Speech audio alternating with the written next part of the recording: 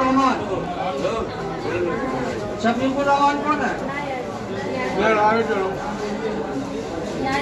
रानी परवीन। आगे चलिए। वाली।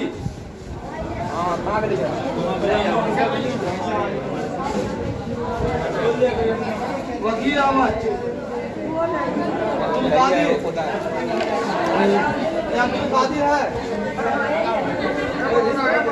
कौन है?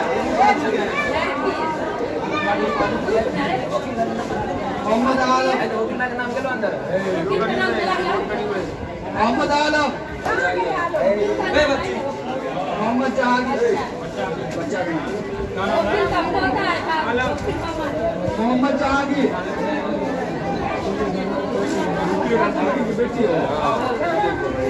वकील का पोता है। अस्मा खातून।